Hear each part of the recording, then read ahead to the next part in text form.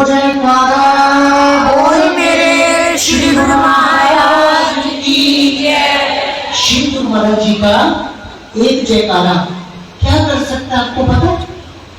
क्या कर सकता है? यम त्रासनी मार, यम की मार से बचा सकता है। तो बड़े प्रेम से बोलिए, बोलो जयकारा बोल मेरे श्री गुरु महाराज की जय। बोलिए श्री नंदीवासी भगवान की जय। बोलो दयालु श्री परमहंस जी महाराज की जय। मैं निर्बल अति दीन हूँ, तुम समर्थ बलवान, सब विधि मम रक्षा करो, दीन बंधु भगवान। धीरज संहारो नाथ जी, शरणागत प्रतिपाल, मांग गए की लाज है, मेरी करो संभाल। समर्थ सद्गुरुदेव जी, कुमरी तुम्हारी कृपा से मिटत है जन्म जन्म के खोट, तुम्हारी कृपा से मिटत है जन्म जन्म के खोट। मन मंदिर में विराजमान मालिक के दो जहां भक्त वत्सल करुणा सिंधु मेरी युगल सरकार श्री दादा गुरुदेव जी और श्री नंदी निवासी भगवान जी के श्री चरणों में कोटि कोटि दंडवत प्रणाम। श्री सद्गुरुदेव जी भगवान की साधु मंडली को शत शत वंदन। और हमारे बीच में आए हैं पूज्य ज्वाला माता जी, उनको भी शत शत वंदन। श्री सद्गुरुदेव जी भगवान की परम प्यारी संगत, प्रेम से बोलिए जय सच्चिदानंद। जय सच्चिदानंद। आप सबको विदित है कि आज हम स्वामी जी महाराज का जन्मदिन मनाने के लिए यहाँ पे एकत्रित हुए हैं। तो अभी महापुरुषों ने भजन के द्वारा, सत्संग के द्वारा इतना सुंदर सुंदर उपदेश आपको सुनाया। तो क्या आप दो लाइनों में उसका कंक्लूजन बता सकते हैं? कोई दो लाइनों में बता सकता है कि उसका कंक्लूजन क्या है, कि करना क्या है? और इतना सारा ज्ञान सुना, करना क्या है? महापुरुष बोलते हैं, सतगुरु के चरणों से दो, सतगुरु के चरणों से जोड़ शब्द की डोर, पल पल ध्यान लगाइए, जैसे चंद्र चकोर, पल पल ध्यान लगाइए, जैसे चंद्र चकोर। सत्संग को ज्यादा विस्तार न देते हुए मैं श्री नंदी निवासी भगवान की एक लीला आप सबको सुनाता हूँ कि जो मेरे लौकिक परिवार से रिलेटेड है। कि मेरे दीदी की शादी होनी थी, हमने अपने सब भाई जी को बोला कि कोई गुरुमुख लड़का ढूंढ दो सिमरन के लिए। और श्री गुरु महाराज जी की करनी यही है कि कोई गुरुमुख लड़का हमें मिला नहीं।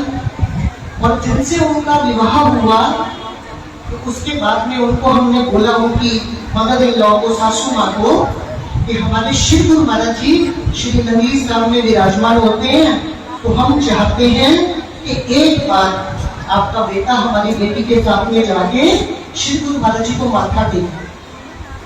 तो उनकी मदर इन लॉ बोलती हैं कि हम तो माता चिंतपूर्णी को मानते हैं और संतों में हम विश्वास नहीं रखते, तो मेरा बेटा नहीं जाएगा।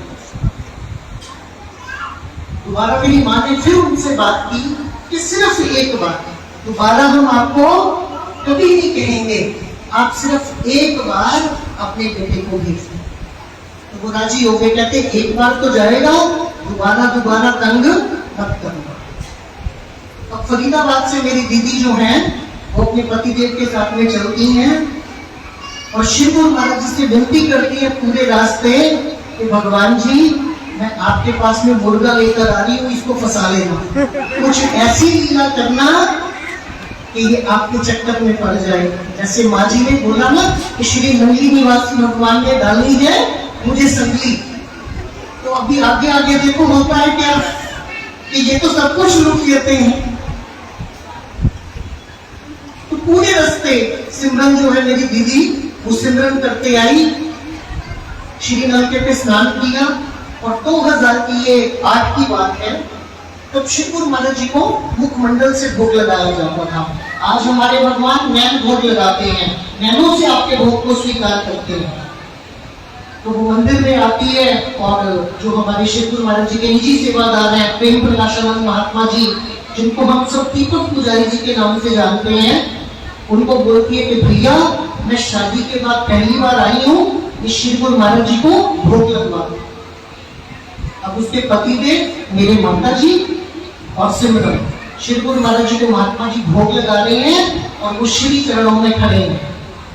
तो महात्मा जी जब बर्फी का टुकड़ा उठाकर श्री गुरु महाराज जी के मुखमंडल की तरफ लगाते हैं, तो जो मेरे दीदी के हस्बैंड हैं वो क्या देखते हैं हमारे कुंवर साहब कि श्री गुरु महाराज जी का मुख खुलता है और बर्फी का टुकड़ा उनके मुख के अंदर जा रहा है।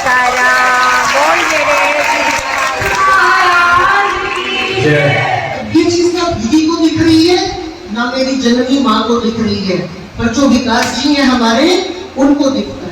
तो उन्होंने अपने आप को झिझोड़ा। तो दूसरी बार पुजारी जी बर्फी का टुकड़ा उठाते हैं और भगवान के मुखमंडल से लगाते हैं, तो क्या देखते हैं दोबारा भी श्रीमुख खुला और बर्फी का टुकड़ा मुख के अंदर जाता है। तो उनको यकीन हो गया कि ये कोई शक्ति है।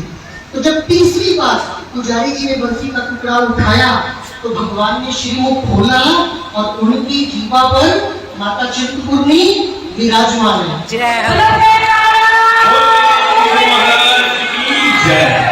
उन्होंने क्या देखा कि श्रीमुख खुला और शिव गुरु महाराज जी की जीवा पर माता चिंतपूर्णी विराजमान है। तो ऐसे मेरे श्री गुरु महाराज जी की महिमा है। वो मान गए उस समय कि वाकई में ये कोई परम शक्ति है और उन्होंने निश्चय कर लिया कि बार में सजदा करने के लिए इस दरबार में सिमरन कुछ साथ लेकर आऊंगा। श्री गुरु महाराज जी की महिमा को वर्णन करना तो बहुत मुश्किल काम है। तो जो ये मेरे श्री गुरु महाराज जी के प्यारे प्यारे संत हैं, हम तो इनकी महिमा का भी गुणगान नहीं गा सकते। जो हमारे जुगल जोड़ी महाराज ने, श्री स्वामी जी महाराज ने इस साधु मंडली तैयार की है, हम तो इसका भी गुणगान गाने में अपने आप को असमर्थ समझते हैं। तो श्री गुरु महाराज जी की महिमा को गाना तो बहुत मुश्किल काम है। बस उनसे तो ये प्रार्थना करनी है कि प्रभु आपने कृपा की, हम दासों को अपने चरणों से लगाएंगे कि तुम्हारी ही कृपा से हम सजे हैं, नहीं तो हमारे जैसे तो करोड़ों पड़े हैं।